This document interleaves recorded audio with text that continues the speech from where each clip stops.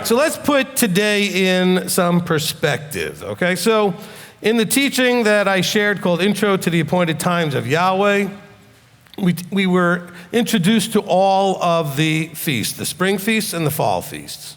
So this is the beginning of the fall feasts.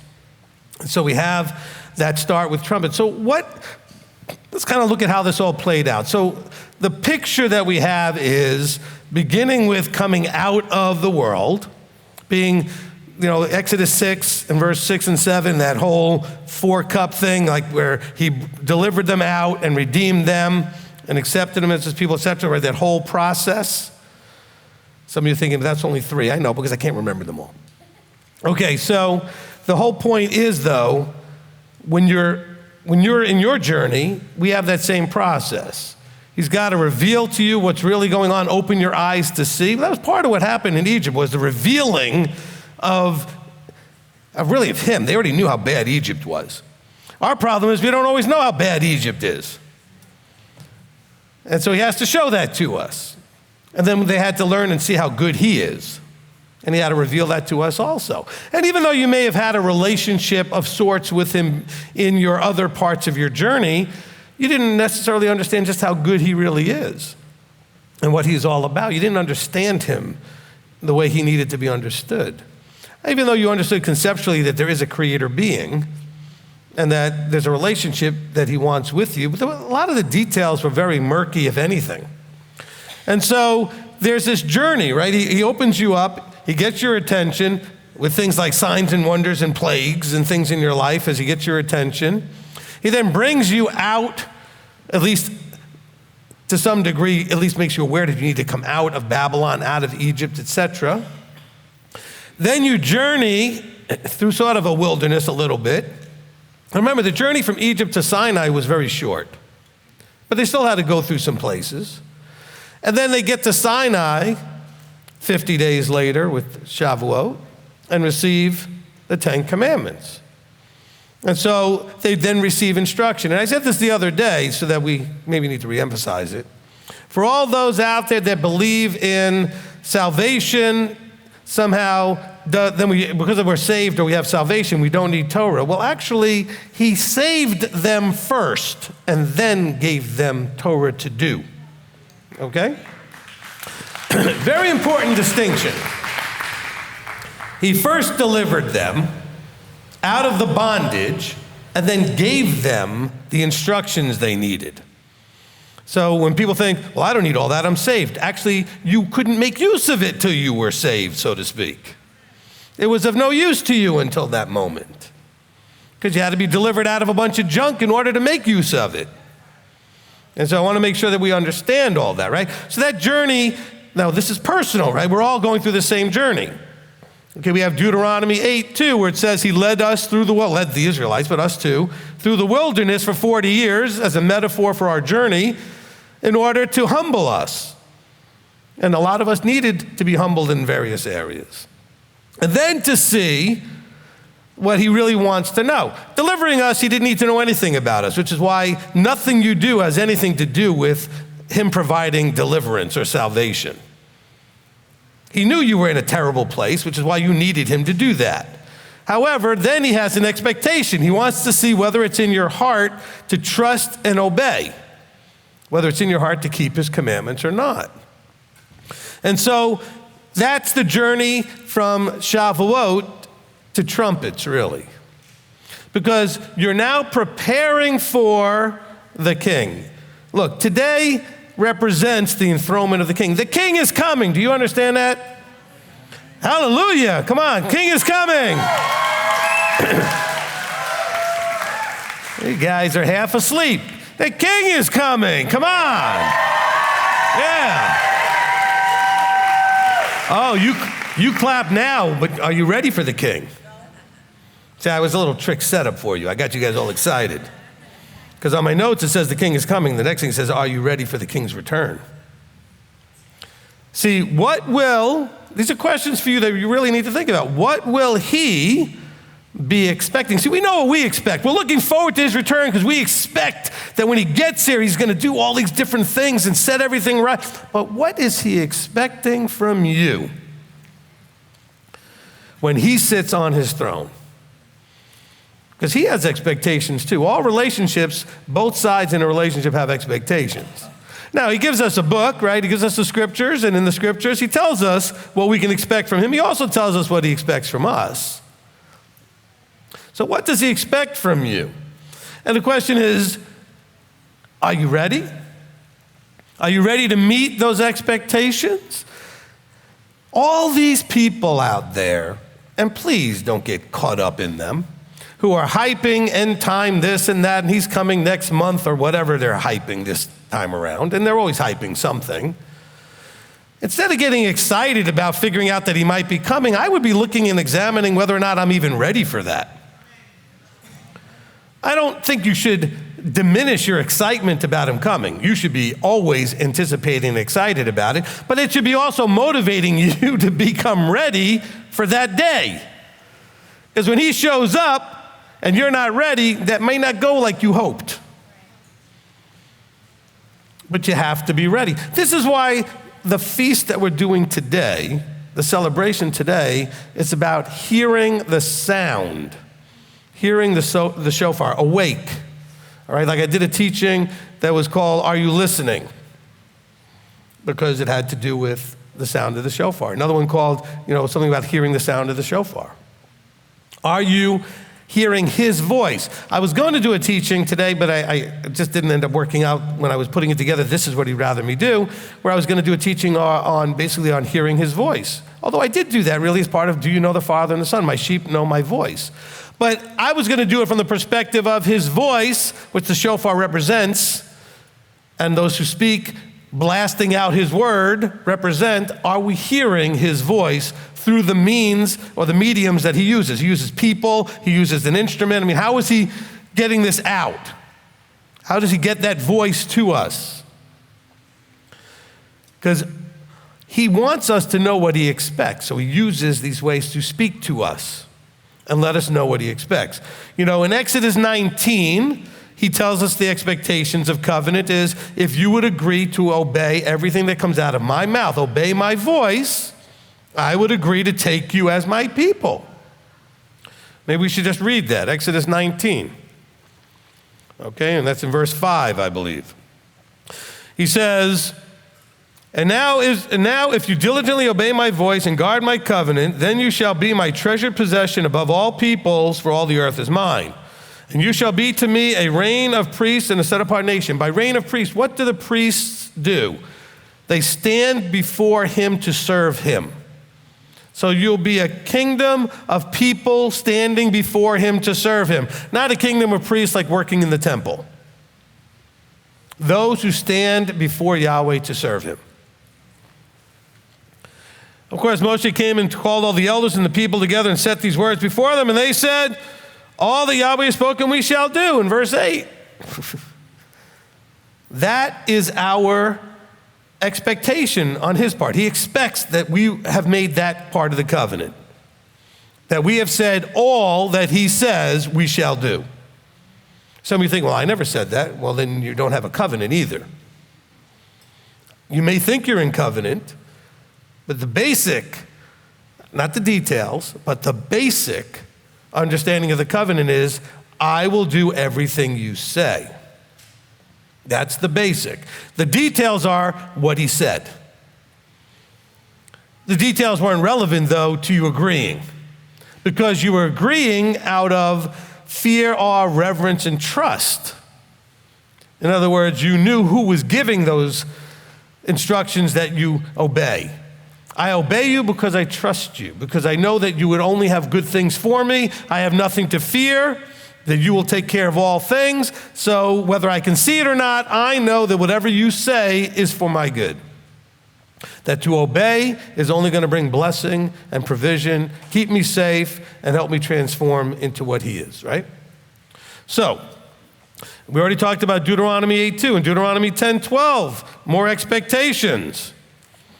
You guys should know these verses as I quote them all the time. Not as much as I used to. Almost every teaching had it in it in the past. Deuteronomy 10:12, it says, and now Israel, what is Yahweh your Elohim expecting of you? What is he asking of you?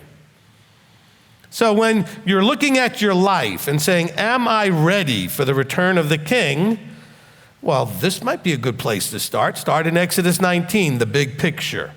Are you willing and focused on and actively trying to obey everything that comes out of his mouth?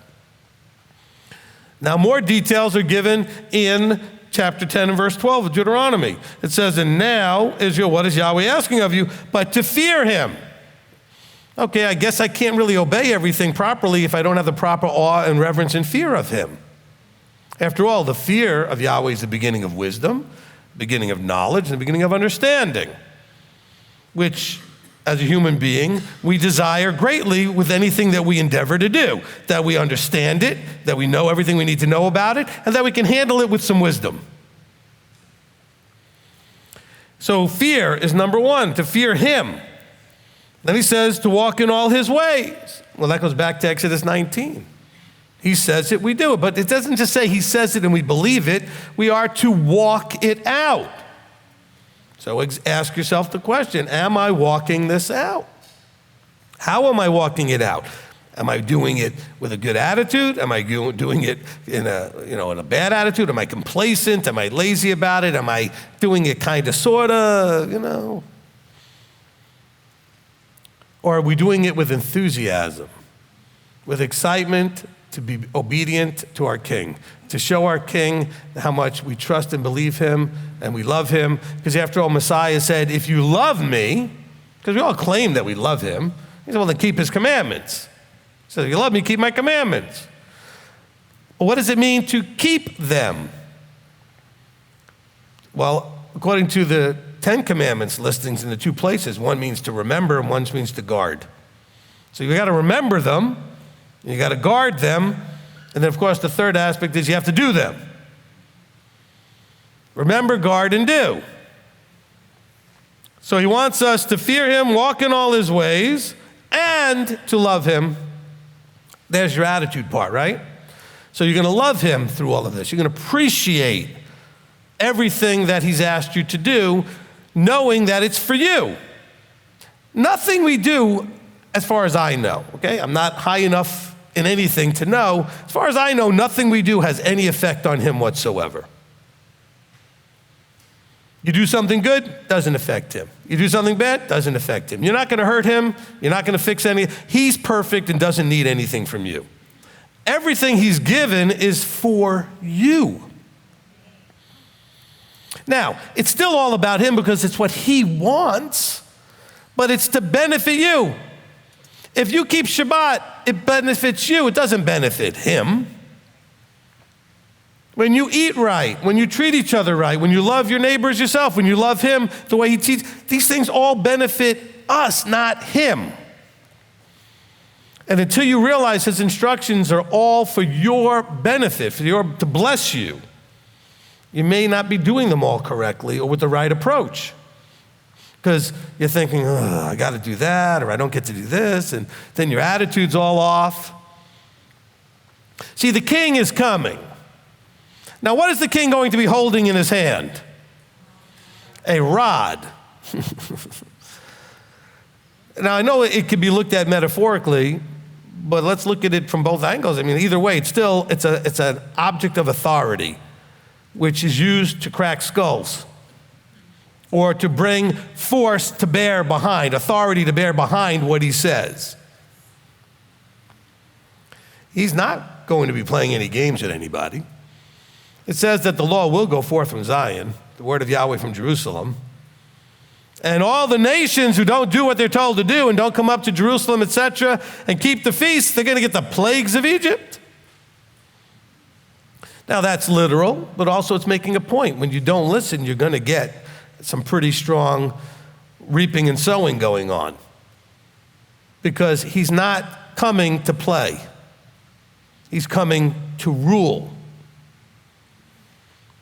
All too much in those out there that are, I don't know what the right word is, those who claim to have a relationship with their Creator, all too many are playing at this. It's something that they are doing as opposed to something they're being. Yeah, I'm doing this a little bit, I'm doing that. Yeah, I keep the Sabbath. kinda, according to whatever I think is okay. I go to feasts sometimes. I do this, I do that. We get people call us up all the time, and they'll tell me, yeah, I found you, I listened to a couple of teachings. So I usually ask questions like, well, what do you do on Shabbat? Nothing. Nothing? Well, there's nothing where we're nearby. There are live streams. Look, when I don't even know how to put this in terms of time perspective, but when I was doing all of this and I didn't have my stream to watch, on a Friday night I found somebody's stream, anybody's, just to have something to do. On Saturday I would find somebody's stream, just to have something to do. And then if I thought it was way off, I would find a different one. But I didn't just sit and do nothing. I tried to find something to assemble with, to congregate with, because I knew he said that he wants us to assemble. Today is what they call a Mikra Kodesh. It's a commanded, holy, set-apart assembly. It's like we liken it in the teaching I did to like an appointed time, like a date, like having a date with your beloved. Well, your king, he calls us the beloved. He loves us. And we have these dates to meet with him. And some of you were a little surprised that it was already trumpets because you weren't all excited about the date coming up. Some of you can remember, some of you have been married a while, but some of you can remember when you were first dating your spouse, how when you got asked out for a Thursday or a Saturday or whenever you got asked, you were counting the minutes. You were excited. And some of you, the feasts just sneak right up on you because you're not paying attention. Even though they're already scheduled every year, you can have no problem knowing when they are. Some of you didn't take the right days off from work. Some of you guys didn't do some of that. Why are you not excitedly looking forward? You got the Shabbat every week, every day should be, in the Jewish mindset, you know what the day is? The day is how many days till Shabbat? It's 5 more days till Shabbat, 3 more days till Shabbat, 2 more days till Shabbat. That's the mindset, because they're looking forward always to Shabbat. Well, guess what? There's also the annual Shabbats that are connected with the feast. Why would you not be just as excited about those? And be looking forward and preparing and planning for them. I used to talk about 2 phrases that I haven't mentioned in a long time, and they're things that I think we should be endeavoring to become. One is Shabbat-centric, which simply means you're centering your life around Shabbat. And then I said we should be Chag-centric, or the Chagim, the feasts. So that all of your life is scheduled around knowing these are the highest priorities coming up. Is that a reasonable thing that you think the king might expect of you when he comes, that you make his days the highest priority in your mind? Some of you have already thought about, my family's going on a family vacation in the winter or in the summer, and that's your highest excitement. Why aren't you more excited about the feasts that are coming? I used to have one person, I can't remember who it was, years and years ago, who used to say, when I told them, look, you need to come to these 2 feasts, and they would say, well, I only get 2 weeks vacation. Look, a lot of people don't even get 2 weeks vacation. So already they were whining stupidly. I only get 2 weeks vacation, and I take the family, we go to Disney for one of them, and I can't go to both feasts. I said, look, the mouse doesn't need your money, okay? The mouse won't get offended if you don't show up. Your king may be a little bit disappointed in you. Because people thinking, well, I only have so much money and almost time for vacation. Why is anything in your mind more desirable than spending that time with him and his people? It doesn't make any sense. Well, I only get 2 weeks vacation. Well, good, and that worked. We got unleavened breads a week and Sukkot's a week. Perfect. It couldn't work out any better. But then I don't get to do anything for myself. Those are for yourself. Doesn't benefit him. Those feasts are for you. Look, you need to go and do some deep prayer and get a major adjustment if you have anything that you desire to do and be at a place you'd rather be than at a feast. Okay? Something is not right vertically yet. Well, I don't always like all those people. It has nothing to do with all that. It has to do with being where he has instructed you to be. It just doesn't make any sense to me. But yet, I hear this all the time. This should be the most exciting, most highly anticipated events of the year. Okay? Period.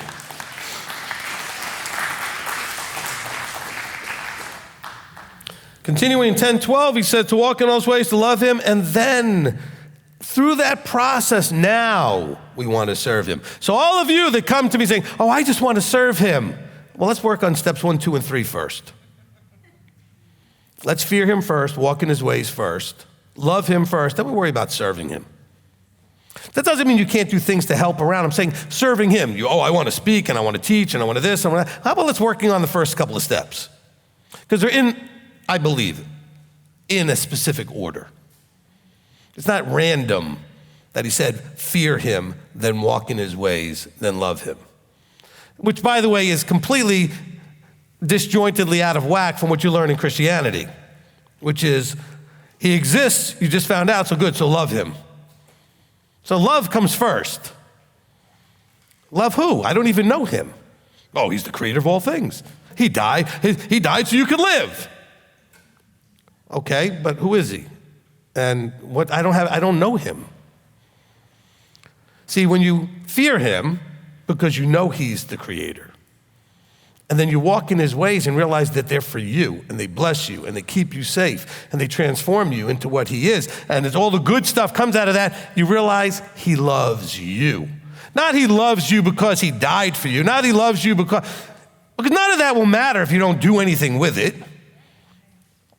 He loves you because he gave you the path to life. The way that leads to life. That's how you know he loves you. Yes, he died for you, and that was an act of love. No greater love has one but to lay down his life for his brother. But also, that would be a really fruitless and foolish and wasteful act if you did nothing with that. But of course, Christianity doesn't tell you that. They tell you he did that, so you're all good. You just have to believe that it happened. They missed the entire part of this that's the process, and the process is you becoming him.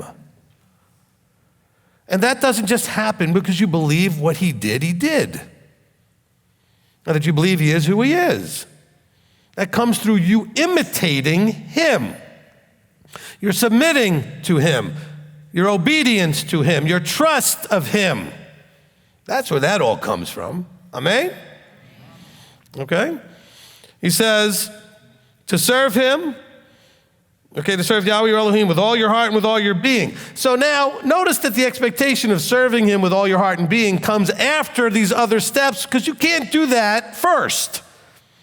You can't serve with all your heart and being when you don't know him yet, and you don't fear him yet, and you haven't realized how much he loves you through walking out his commandments.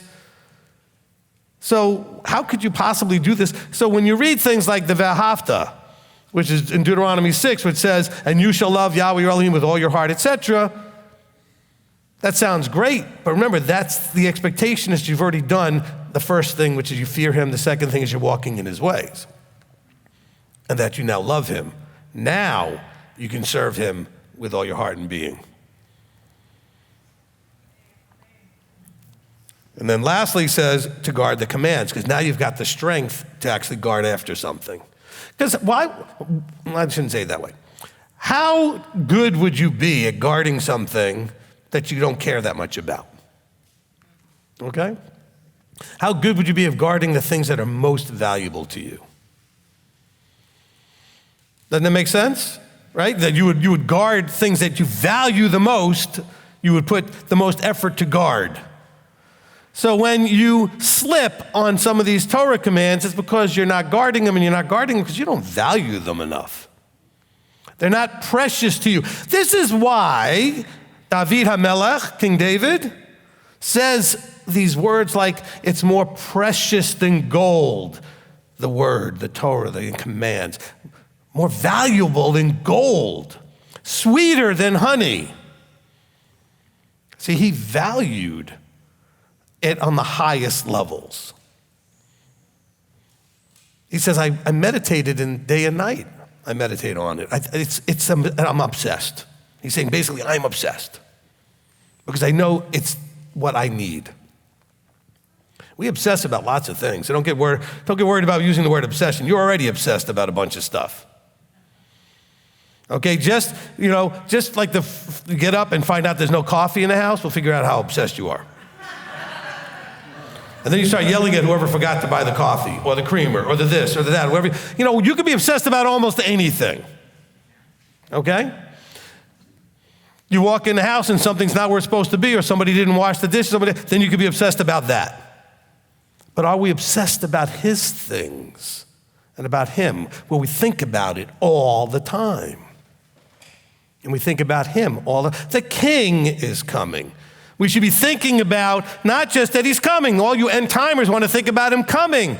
I'd be much more concerned with what's going to happen when he gets here.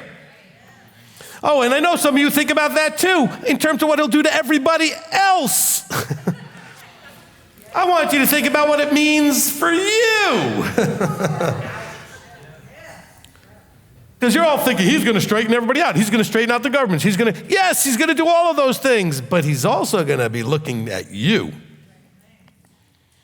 And so this holy day is a reminder that he's coming to sit on a throne, and he's not going to be happy. Look, have you ever gone to sit somewhere and then without looking and realized something or someone was already sitting there? And you actually sat on a person or on an item and it was not all that comfortable? Guess what? He already knows you're sitting on that throne, or you've put somebody else on that throne, and he is not going to sit on a throne that's already enthroned with somebody else. You've got to free up that chair. Empty that seat of you or whoever else you put in that chair. Because the king is coming, and he needs some place to sit. The throne in your life, he's got to have that place to sit. But you may already have somebody sitting in there. And it may not even be you. You may have already given that authority to a family member or a friend or somebody else whoever you obey and listen to is sitting on that throne. Who has the authority in your life? That's the person sitting on the throne. It should only be him. And so he is coming. We have also in Galatians 5, the fruit of the Spirit. Do you think that's part of his expectation? I think he will be expecting you to have love. Love all the way to the extent that you could love an enemy. If you don't have that yet, you got work to do. He's going to expect you to have joy. Some of you almost never have joy. You're upset, you're depressed, you're frustrated, you have anxiety. He wants you to be filled with joy. There's literally a verse where he says, I've come so that your joy would be filled to overflowing. I like to use that verse sometimes to mess with the Christians who say, well, in Matthew where it says that he came to fulfill the law, so the law is done away with. Well, he also said he came to fulfill your joy, so it's done away with. No joy. Give it up. Forget about it. No joy. So he expects us to have joy. What kind of joy? Joy even in trials, like James tells us. He expects us to have peace. We're too busy fighting with each other and arguing and debating. Paul tells us in Titus, he says, stop arguing about all this stuff. It's fruitless. It's of no use. That's Titus 3:9 or something like that. Let me see if I give you the right verse. Titus 3:9. But keep away from foolish questions and genealogies and strife and quarrels about the Torah. Oh, you guys love to argue and debate and get into each other's faces about the Torah, and you're not always very nice about it. He says, they are unprofitable and useless, these arguments. And he's also hinting in the next verse that it's divisive, because he says, reject a divisive man after the first and second warning. So doing these things are divisive, but you don't have any peace. You go on Facebook and everything you read disturbs your peace. You turn on the news, everything disturbs your peace. Stop doing the things that are disturbing your peace. If you are filled with the Ruach of our Sar Shalom, our Prince of Peace, you should have peace. After all, he's the Prince of Peace. So you should have peace. So do you think he's expecting this? To find a people that are full of love, joy, and peace. But what's he come? He watches a body that's filled with, hate, anger, anxiety, stress, fear, not the right fear, and no peace. There's strife. This is not what the body's supposed to look like. How about patience? I don't know if you're picturing this correctly, so I'm going to help you. The king, when he comes, the world will not be fixed instantaneously. There's going to be patience needed. The world isn't just going to all of a sudden go, oh, and just bow down and do everything right. We have verses that tell us that it will not happen like that, right? See, there's a journey from today, which is the Feast of Trumpets.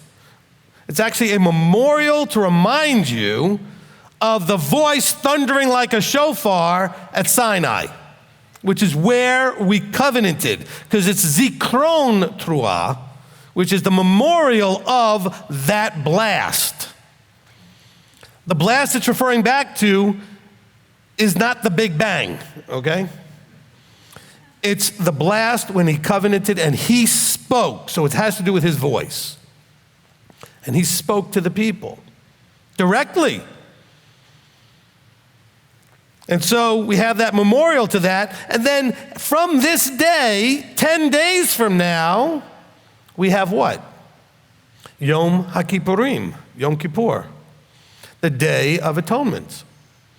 And so what is that talking about? It's talking about restoration and reconciliation. Now, I did a teaching called Forgiveness, Restoration, and Reconciliation. He does forgive you. If you repent, he forgives you. But that doesn't restore and reconcile you. You have to do that relationally. You have to develop that with him. So the whole world will need to go from when he sits on the throne through a process of restoration and reconciliation with the king. Because it's not until after that process completes that we end up with the millennium. Because the question can come up, does the millennium start when he first gets here? Technically, I'm sure the clock starts ticking. But it being that millennial kingdom, there's going to be this uneasy, challenging period of time from the day he gets on the throne till we get to a place where he's actually fully ruling and reigning, because the people are not going to just receive all that immediately and adjust.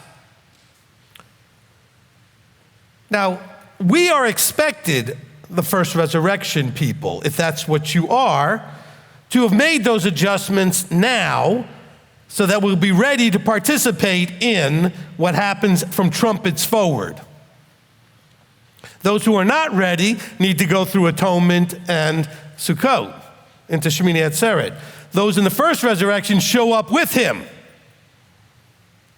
which means you have to have gone through that process first before that happens, before he gets here.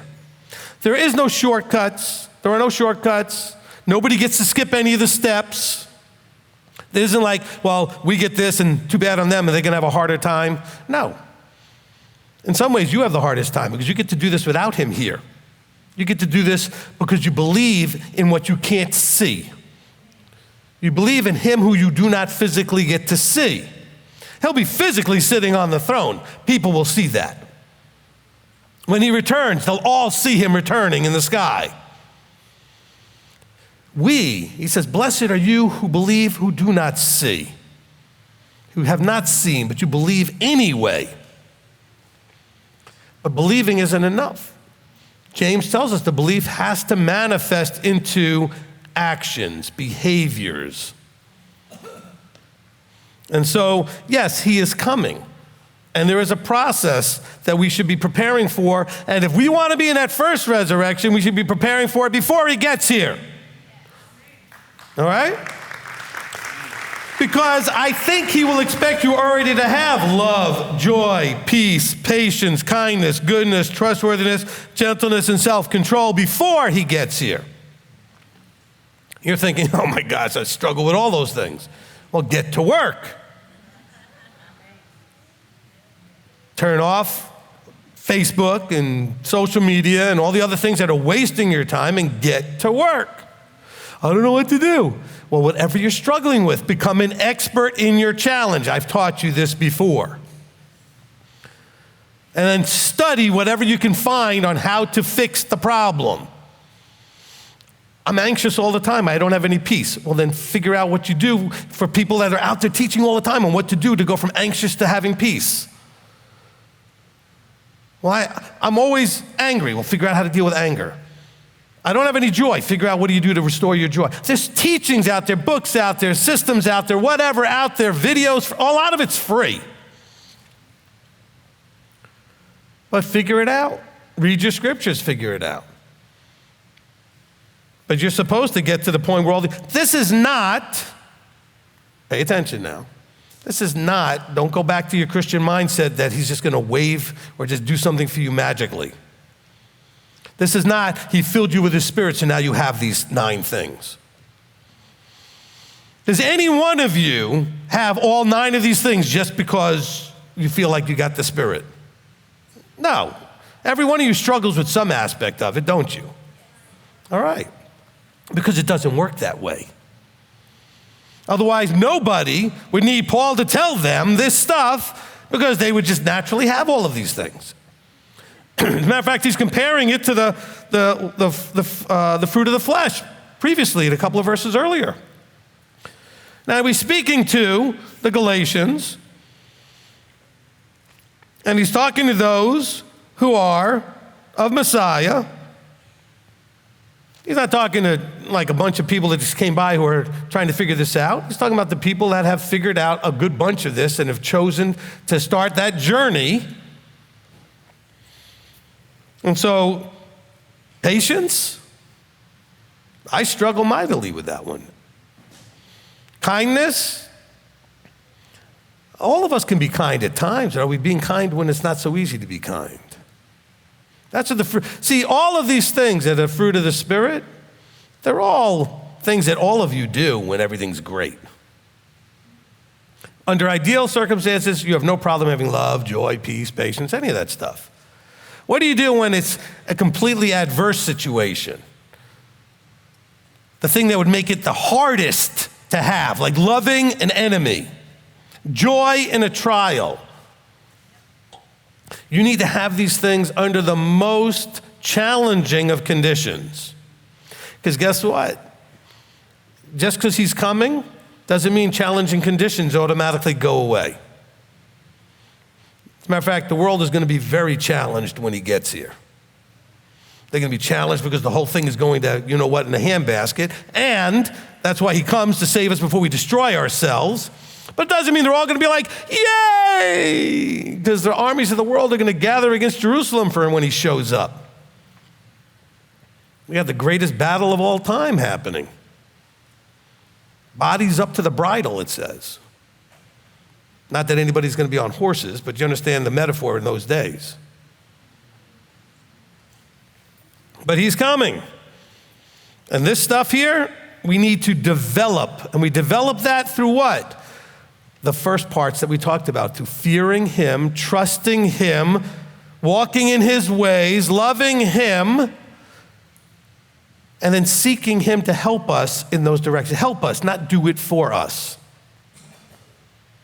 Because if he would just do it for you, why would you be doing any of this right now? None of what we're doing right now would have any point. Okay? If we're going to be logical, It is completely irrational and illogical to think he's going to do all of this for us, and yet we're all sitting around for the last 2,000 years still waiting for him. Because if he's going to do it, why not just do it? It doesn't make any sense. There's nothing rational about that. Because he's inspiring us to do it. And he's watching to see who will be inspired to do it. Inspiration is God in you bringing, like enthusiasm, God in you to bring out these things. Are you going to allow that fire to burn and cause you to do? He's not going to do it for you. There's no benefit in him doing it for you. Well, at least no benefit in the long run. For you, you might think it makes things easier. How many victories have you had when you overcame something, and how that's benefited and changed your whole life? Those moments where you struggled and you overcame. You struggled and you figured it out. You struggled and you accomplished the task. And you know what? How many of you watched somebody where somebody didn't allow that to happen, instead just went in and did it for them and saw the damage ultimately that does? Okay? When you go and do for someone that should be doing for themselves, and don't allow them to struggle, to fail, to figure it out, to pick themselves up, dust themselves off, etc., you are undermining the whole point. I'm not saying you don't do for those that can't, but you shouldn't do for those that need to go through the process because they need to learn how to, so they can. And that's what the Father does. He does not involve himself in doing for you what you need to learn to do. Oh, sure, he could do that, but it would undermine the whole point. The development, the growth that you need to have to be ready for that flesh suit to go away and the immortal suit to be put on. Because you have to have all of those tools to live in that forever suit. Because you don't want to be forever without these 9 aspects. Because you don't want to spend forever without the love, without the joy, without the peace, patience, etc. And nobody's going to want to be around you forever if you're not like that either. But he's not going to give it to you. He's going to inspire you on how to find it, how to develop it. Are you willing to yield to it? Are you going to hear the voice speaking to you saying, this is the way, walk in it? That's your choice, right? In John 17, let's go there. This is Yeshua's last words before he dies. This is prayer before he dies. Not his last words like when he says it's finished, but this is really his prayer to the Father in the front of his disciples to encourage them. We'll start in verse 1. I'm going to read a bunch of this to you. Yeshua said these words and lifted up his eyes to the heaven and said, Father, the hour has come. Esteem your Son so that your Son might also esteem you. Okay, by the way, isn't that exactly the expectation of us? You want to be esteemed. In other words, you want to be turned into like Yeshua was looking to be turned into. He was in the flesh. He was looking to get out of the flesh. But the whole point he understood was, do this so that I can esteem you.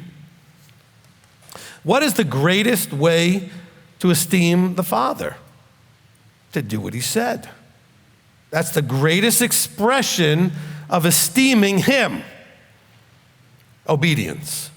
Not just any obedience, trusting obedience. Belief obedience.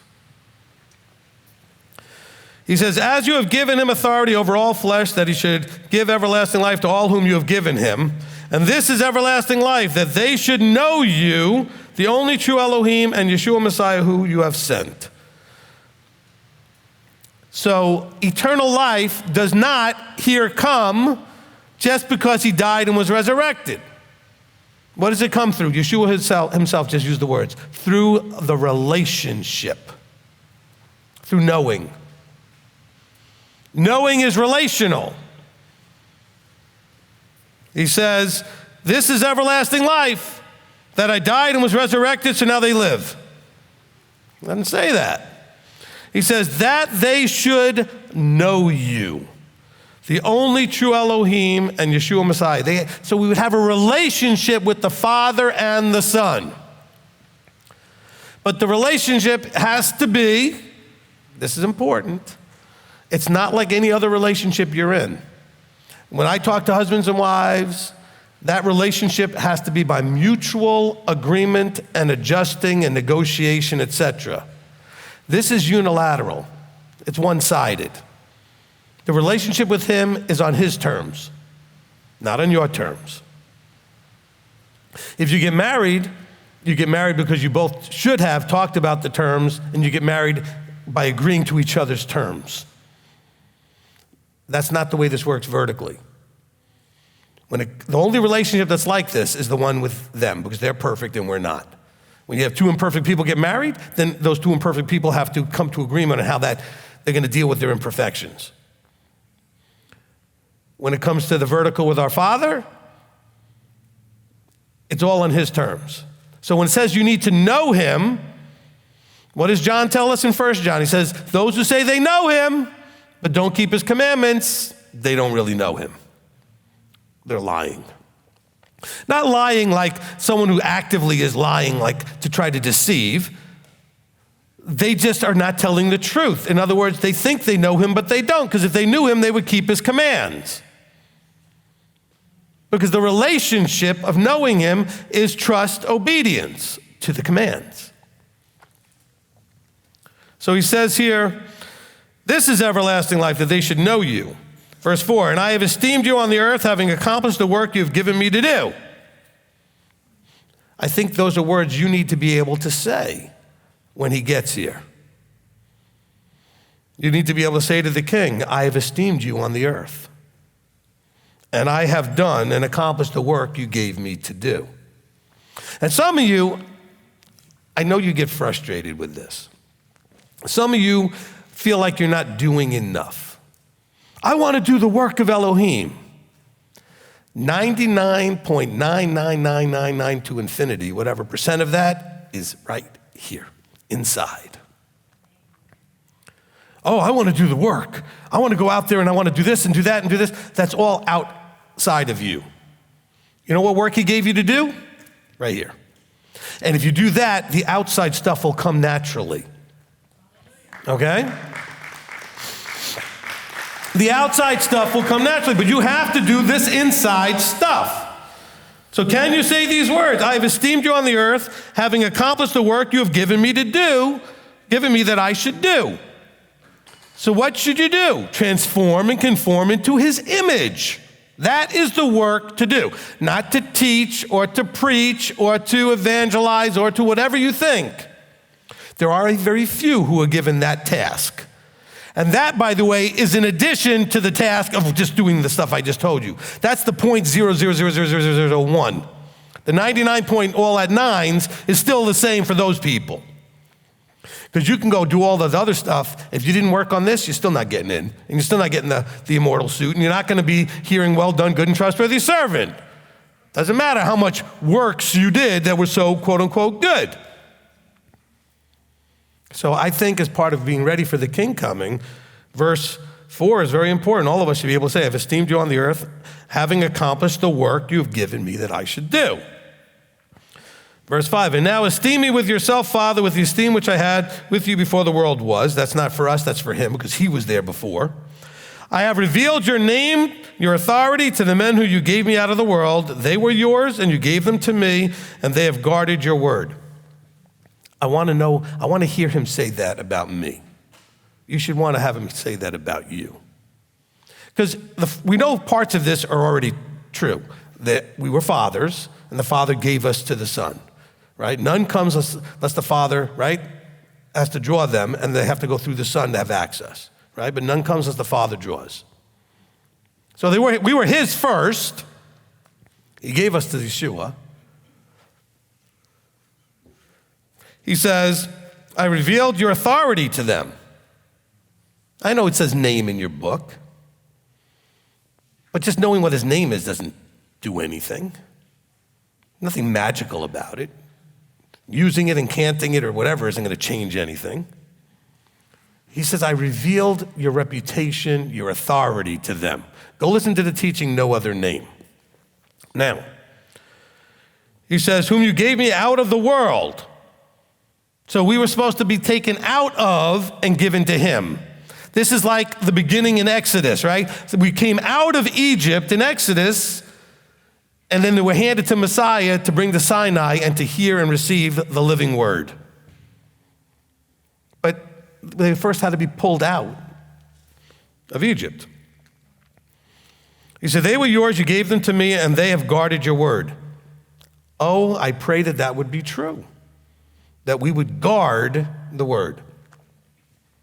And I know we talk about this often enough, but I want you to seriously picture that guy standing there with the M16 or whatever, or armor, or however you want to picture someone guarding, ready to lay down his life to make sure nothing damages or touches the thing you're guarding.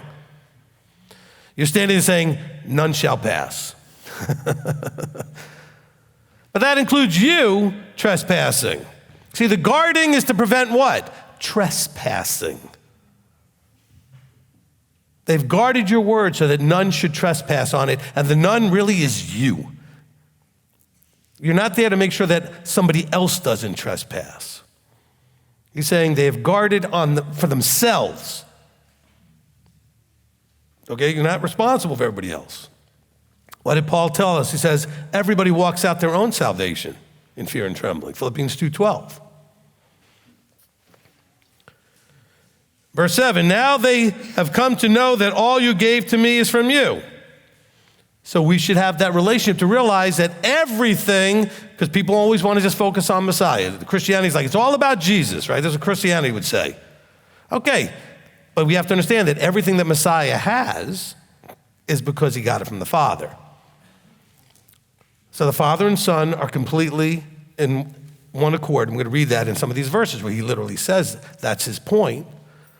And so you can't go through the Father in the Old Testament said this, but the Son in the New Testament did that. No. They are always completely on the same page, 100%. Yeshua says, I only do what he says. I only speak what he tells me to speak. Complete harmony, oneness, echad. So we have to know that everything, he says, they have come to know and understand. We've come to know that all that Messiah has is because the Father gave it to him. And so that means that everything he gave us, we know where it came from. Right? Because it's the whole idea of transference down through the vertical. From the Father to the Son to the leadership as it keeps going down through. He says, verse 8, because the words which you gave to me. So now we're being more specific about when he says, all that you gave me, all that I have came from you. He's talking about the words, the instructions, the Torah. Because the words which you gave to me, I have given to them. I've given them your words. The words you gave. So it's your words I've given to them. And they have received them.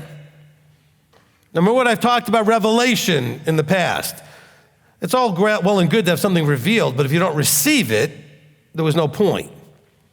Abba reveals things about you to you all the time, and you sometimes receive it, sometimes you don't. So he's saying, look, I gave the words to them, and they received them, which is something you actively do. You have to choose to embrace and to receive. There are verses in the Tanakh that talk about laying up these words in your heart. It's something you actually have to choose to do. Put it in your heart. He said, they have truly known that I came forth from you, and they believe that you sent me. So this is the belief. Notice he never once mentioned anything, because it hasn't happened yet, that he was going to die and be resurrected and all that's going to do anything. He says, they came to know that I came from you, that I gave them the words, and those are your words. I made you known to them. They saw me, they saw you. He says, I pray for them. I do not pray for the world, but those whom you have given me, for they are yours. The world is not his at the moment. That's why we said the teaching, right? Having peace in a world not his. The world is not his. Yes, he created everybody. Yes, they still are his children, but they're not his by relationship, by choice. They're his because he created them. Some of you have children that are yours, but they're not yours. They don't treat you like you're still the parents. They've gone off and do their thing. They don't have a relationship with you except for the fact that you gave birth to them. The only thing that connects you together is your last name and the fact that you gave birth to them. And others have children that you have a relationship, and they are yours, and they have that relationship with you, and they desire to maintain that relationship with you. So he says, I don't pray for all of those people. I pray for these. He says, verse 10, all mine are yours, and yours are mine, and I have been esteemed in them. And I am no more in the world, but these are in the world, and I come to you, set apart Father, guard them in your name, which you have given me, so that they might be one as we are one. Now we're getting into the depth of this. Let's start with the ending of that. The whole point that Yeshua is making is that the ultimate relationship that everyone is ultimately expected to enter into is the echad, the one. He says, Father, you and I are one. And these who you gave me, it's my desire that you guard them. In other words, keep an eye on them, protect them so that they can go through the process so that they can also, at some point, become one as we are one. He says, set apart, Father, guard them in your reputation, in your name, in your authority, which you've given me, so guard them so they don't embarrass us, they don't bring shame on us, that they bring glory and honor on us, so that they may be one as we are one. When I was with them in the world, I was guarding them in your authority, which you've given me, and I watched over them. So he says, I was doing that when I was here. Now I'm not going to be here. So he's saying, Father, you do that now. And by the way, he is watching over you. Oh, he's allowing all kinds of stuff to happen. And he's causing other things to happen. But all of this is to get you to the place where you can be one. You have to adjust and change so that you can align yourself with him. You can't be one with him expecting him to adjust to you. You have to adjust and move in his direction. He said, I've watched over them, and not one of them perished except the son of destruction, that the scripture might be filled. Now, he said none of them perished. He's specifically here talking about the 11 that are left, right? He's not talking about everybody everywhere. But he's also going to watch over you so that you don't perish until you finished what you need to do, provided you still want to do it. That there's a process and a path for those things. Perishing would also be more considered the second death than just dying. Because some people are going to end up in that millennium before they get to that place. So I don't want you to think, well, I didn't have enough time or I ran out of time. Well, there's a millennium to work this all out in if you didn't get it done now. Don't put it off, because he'll know that's what you did. But some people will be cut off a little early just because this is a terrible world. And he's not going to interfere on everything that happens. And sometimes time and chance happen and some people get cut off a little early. So don't have any worry that they don't get their opportunity to finish the journey. Go listen to the Millennium and Kingdom DJ. But you redeem the time. Okay, you must redeem the time. We talked about that the other day in Ephesians. Redeem the time. Because he's also going to know your heart, which if your heart is, well, I don't think I can do this now. I'll do this in the millennium. He might let you go through it really rough, though, because he knows that you thought you were going to take the easy route because you thought that it would be easier, and he won't let that happen. You can't shortcut this process. I know you'd like to, but you can't. It just doesn't work that way. He says, and now I come to you, verse 13, and I speak these words in the world so that they have my joy completed in them. Not my joy being done away with, but that they may have my joy to overflowing fullness in them. That they would experience the fullness of joy that is my joy. I have given them your word, and the world hated them because they are not of the world, as I am not of the world. I gave them your instructions. I gave them your words. I gave them your expectations. And when they chose to embrace them and live them, the world wasn't that excited about them. The world hated them. Anybody feel that way sometimes? As soon as you made your choice to start walking this out, a whole bunch of people weren't all that thrilled with your choice. Not everybody was thrilled with Yeshua either. He said, they didn't love me either. He says, I've given them your word, and the world hated them because they are not of the world as I am not of the world. So you're not of the world anymore. Go back and read Ephesians. We talked about it starting chapter 2 all the way through to where we ended up in chapter 5. This is about the fact that you choose to walk this way. You're in, but not of the world. You still live here, but you're not of that nature anymore. He says, I do not pray that you should take them out of the world. You're stuck here. Sorry. But that you keep them from the wicked. The word one doesn't exist in the Greek there, so it was added. But he says, keep them from the wicked. In other words, keep them from becoming of, even though they're in. See, the word one was stuck in there by the Christians that wanted to believe that this is all about the devil. It's not all about the devil.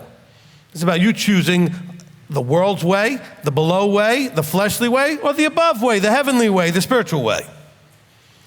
He says, keep them from becoming wicked. Keep them from getting sucked in by the wicked and behaving like the wicked and becoming of the world. He says, they are not of the world as I am not of the world. Set them apart in your truth. Your word is truth. So what sets you apart? The Torah, the word. Yeshua says, I am the way, the truth, and the life. We know that the truth, the Torah is the truth. Psalm 119, verse 142 and 160. You know, in John 14, right, 6 is where it says, I am the way, the truth, and the life. We know that the word in John 1:14 put on flesh. He is the word. So he says, set apart them in your truth. We know he's the truth. He said that 3 chapters earlier, John 14. And he says, your word is truth, which is confirmed in all these other verses that we have. So he's the truth. The word is truth. It means he is the word. And we know the word put on flesh. John 1:14 says exactly that. So what sets us apart? Our relationship with Mashiach. But not just because we know informationally who he is and what he did, but because we're doing what he said to do. And we're becoming Yeshua-like. That's what sets us apart. He says, and I do not pray for these alone, but also for those believing in me through their word.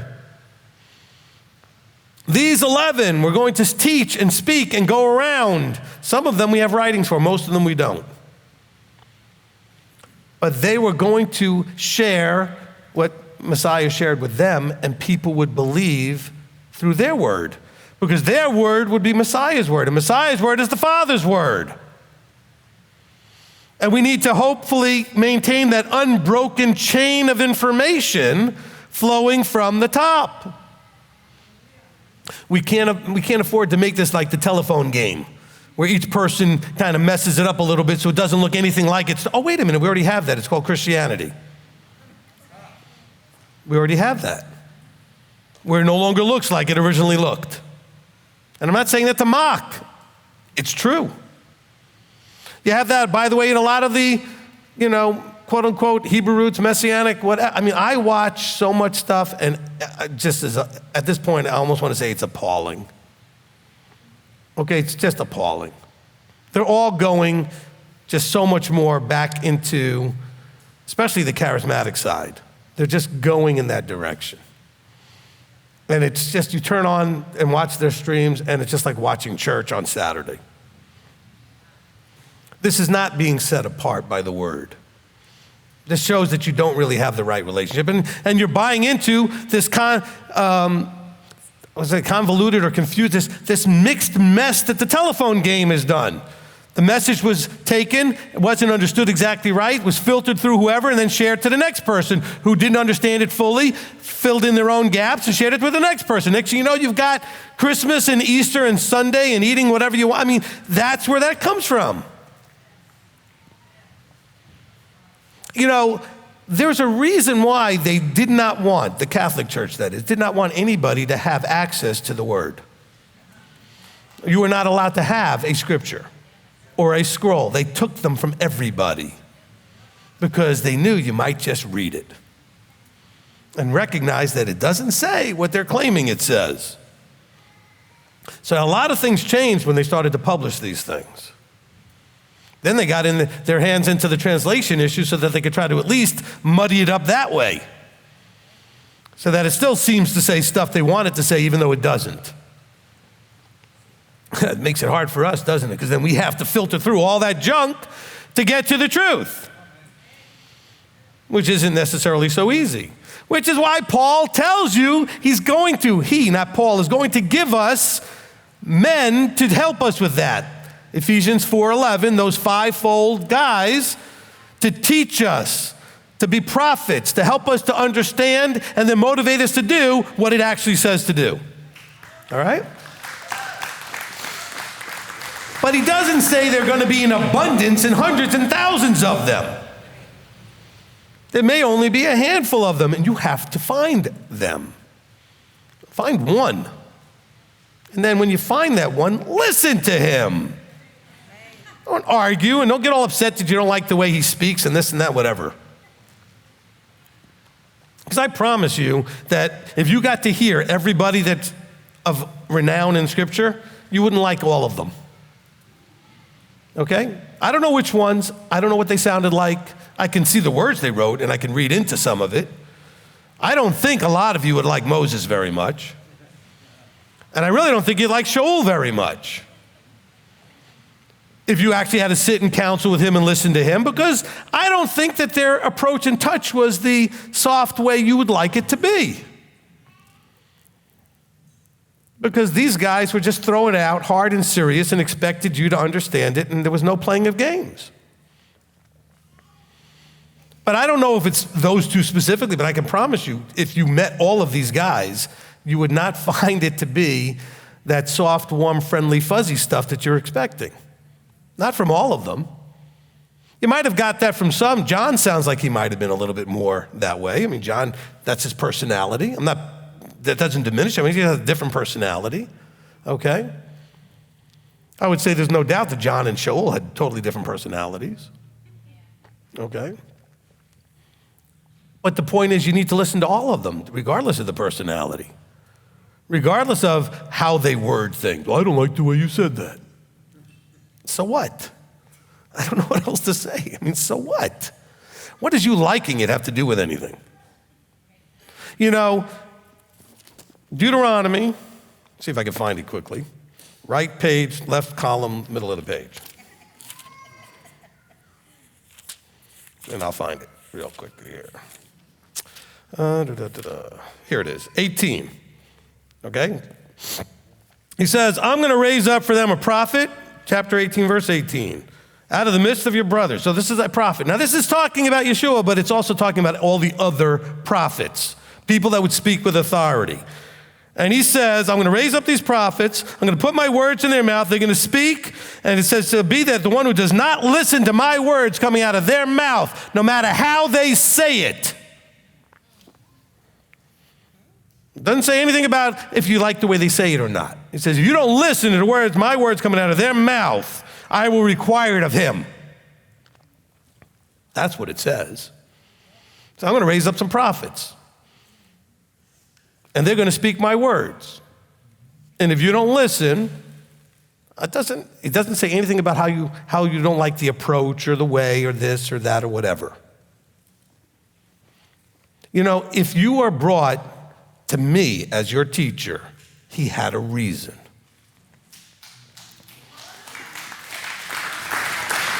And it has nothing to do with me. Whoever he brings you to as your teacher, there's a reason. And it wasn't because he thought you would love me. Which, by the way, some of you do. Some of you like the way I do it, okay? But some of you don't. Some of you think, well, man, I think he's great with the teaching and everything, but I really wish he would be this, or this. Well, maybe that's because he wanted you to experience that and figure out how to be okay with that. Because I don't think Yeshua, picture him like what he did with the money changers, from the throne with his rod of iron is going to be just throwing out, fluffy teddy bears at everybody. Okay? He's going to be saying, I'm here now, let's go. Let's get this right. Let's knock it off, let's grow up, let's do things the right way. I'm not saying he's not going to pour forth a ton of love, but love also can be strong, can have discipline in it, and all that other stuff. Okay? Some of you have recognized that and come up to me sometimes saying how much you appreciate, how much you know I love you to do what I do the way I do. All right? And others say, well, I just don't feel any love.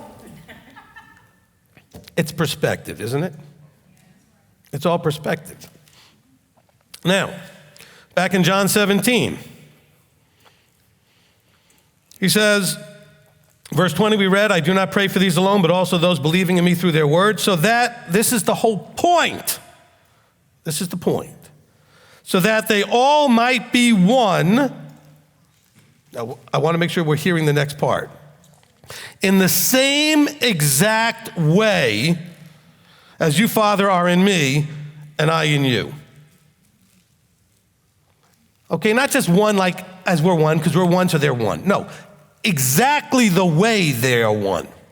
So what way are they one? Is anything on Yeshua's terms? No, it's all on the Father's terms. They are one because Yeshua completely, without reservation, submitted himself into that relationship. With full trust, with full awe and reverence, with full love. So he's expecting that we would be one in the same exact way as he and the Father. And yet, all of you out there are still, for the most part, struggling with how do you submit on that level? How do you trust on that level? Because we're not him yet. So we struggle. He says, so that they all might be one as you, Father, are in me and I in you. So that they too might be one in us, so that the world might believe that you have sent me. The world's supposed to see how we are one, like he and the Father are one. That's the evidence that he was sent by the Father. Because we embrace him when we walk out and live the word. Not just because we claim to believe in a Messiah that died and was resurrected. But where's the evidence of that? I wrote down in my notes, I'll pause here to go to that.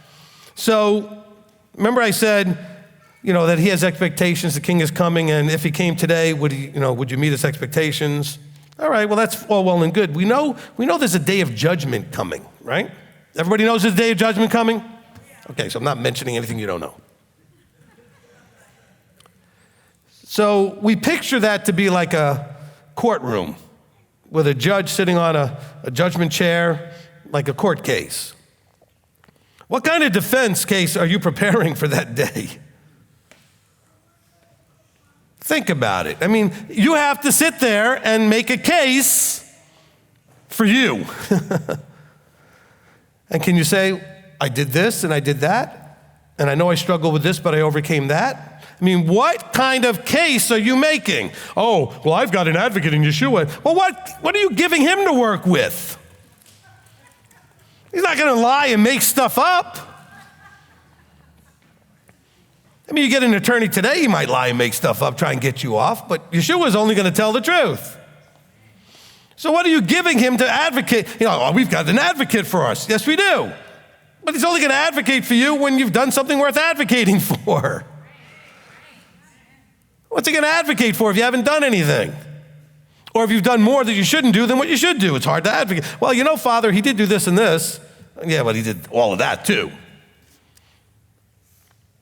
I don't want to make justice into like that pagan idea of the balance scales, but if you look at the scales of your life, have you done more that would be meeting his expectations than things that are disappointing to him, that are against his expectations? Your life is your case. This is your case for eternal life. You're making a case. You're putting together an argument and a defense. Some of you put more effort in trying to put a case together to get a raise from your boss. And you're all prepared. You're going to go in to meet with your boss, and you're going to go through all these little things. Some of you just get up on live stream and tell everybody how much you love the job. But sorry, I was just picking on Marlene for a second. But some of you will make more of an effort to make a case for something worldly and secular. A child will do that with a parent to make a case for why the parent should buy them something or let them do something or go somewhere. Oh, and I promise I'll do all this stuff, and then they never do, or at least not for more than a few minutes, and you give it to them anyway. Make them do it first. Then maybe they'll get something. Say, this is the way it works. You do. That earns you merited favor. Then you ask, and I'm happy to give it to you.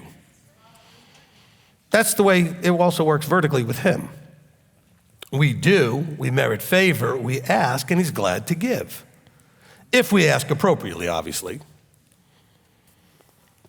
He says,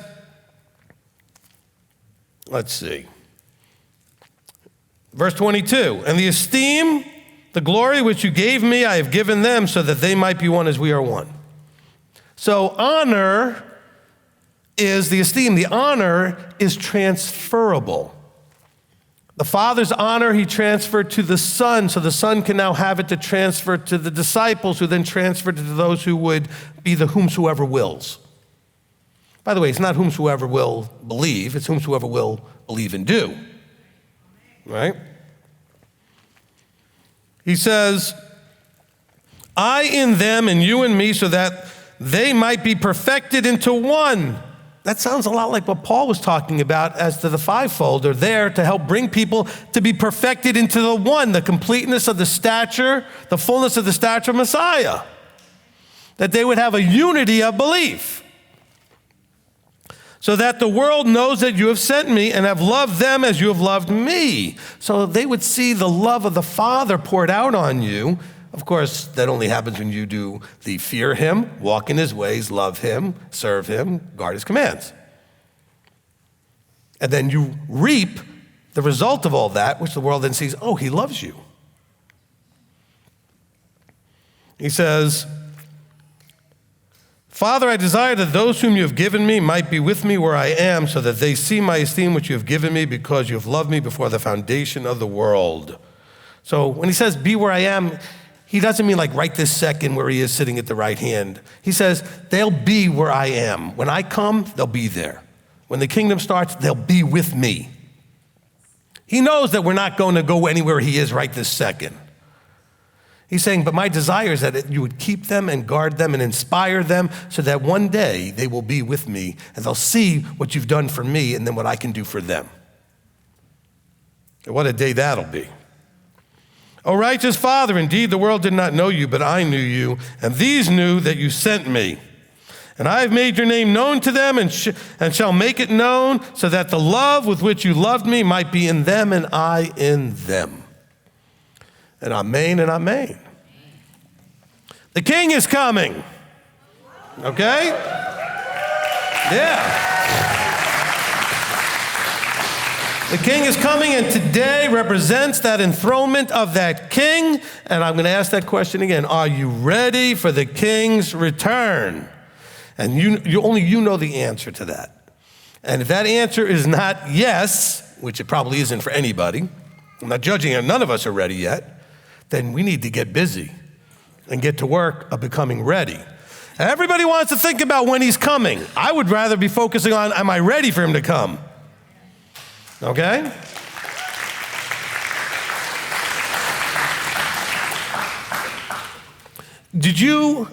I'll give you some examples for just for an idea. Did you ever invite people over your house and they showed up before you were ready? Were you happy about that? I was thinking of you. But all of us have that idea. Like somebody shows up and the house isn't ready yet, or you're not dressed yet, or something's not, whatever it is that you're not ready. You know what I'm talking about? And you wish they would not have come yet because you weren't ready. Some of you are going to be wishing Yeshua hadn't come yet because you weren't ready. Instead of being all excited that he might come next month, which he won't, there's too many things that have to happen and you're not ready. You also have to realize you may be the reason he's not coming yet. And praise Yah, he's willing to wait for you to get ready. But also, we'd like him to show up. So why don't we get busy getting ready? Because we have Look, we have verses that say things about the master may tarry. What does that mean? Delay in his coming. Look, I don't know what mathematical geniuses any of you might be, but a lot of people think they're smart enough to try to calculate out 6,000 years, and they've decided that a day is like 1,000 years, which means that 6,000 would be the 6 days of work, and then we'll have the millennial rest. So, I mean, that kind of works. I don't have any problem with that idea. But it's also not obligated on the Father to show up on day 6,000 on that day. And so I told many people over 20 years ago that I believed we were going to go past everybody's dates, just so that nobody wins and nobody's right. And guess what? In 2022, we've just about passed every date I've ever heard. Even though people are quickly going and sharpening their pencils and redoing it to try to come up with how it could be next year. Except when they first started saying these things in 99, nobody went past 2017 or 2020 or something like that. So it didn't really go that far. And I'm not even talking about the people that did blood moon stuff. I'm just saying their math had them in the late teens, early 20s, where we are now. The latest one might have been 21 or something like that, or 23. But we're there, okay? We're basically there. And no, 23 is coming, and no, it's not happening, okay? We're not ready. Not enough things have happened. I know people are already predicting the world collapse of finances and everything else, but they do that every year, okay? Of course, they're saying again how it's the Jubilee or it's the Shemitah and it's all of this and all of that. We've been through lots of those. If it was that simple and that predictable, then he wouldn't say nobody knows the day or the time, okay? So it's not going to be that simple. But what I do know is that I believe that we'll have gotten past the point where he would have come, but he's waiting. And what is he waiting for? Us to get ready. Now that's a blessing in some sense, because I wouldn't want him to come until we're ready. But we also want him to hurry up and get here. So own that you're the problem. You're the reason he's not here yet. You collectively, but also own it individually. Don't be looking at other people like, well, if they would just get their act together, he'd be here. No, look in the mirror. Okay, look in the mirror. You are not, I don't think anybody in the sound of my voice is ready. So get over it, okay? Including me, right? Nobody. We have to get about being ready. And that's really what this day is to remind us of. The King is coming, and we need to be ready for that day. Elul is all about the King is in the field, so to speak. In other words, he's coming towards his throne, and we need to be about getting ready because we're prepared. Look, you don't get ready in a month. I mean, I know Elul is a metaphor for that, but you don't get ready in a month. You get ready every day. It's a life's work. But my whole life I did all these. Okay, start that life's work right now. Start that life's work right now.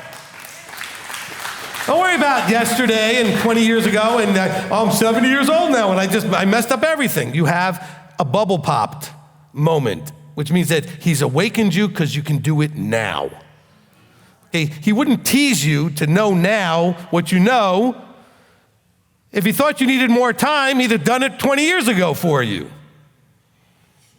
So you don't need any more time. He picked the time when that's how much time you needed. So, some of you might be thinking, well, I'm really young. Wow, we might think I need a lot of time.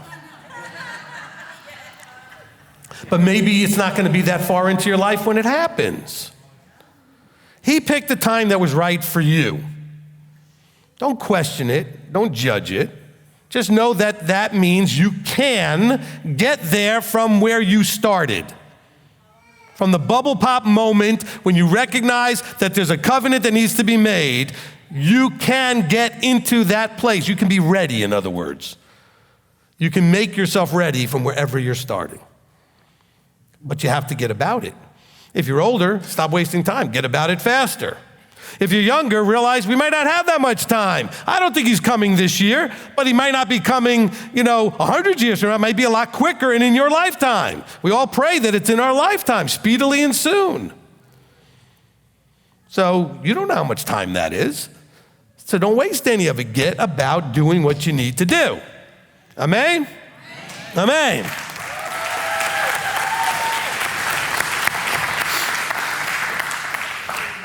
Father, we come before you, and Father, we want to be ready. Encourage us, inspire us, relentlessly just keep poking at us and prodding us. Don't let us get complacent. Don't let us lose vision. Don't let us lose sight of the target.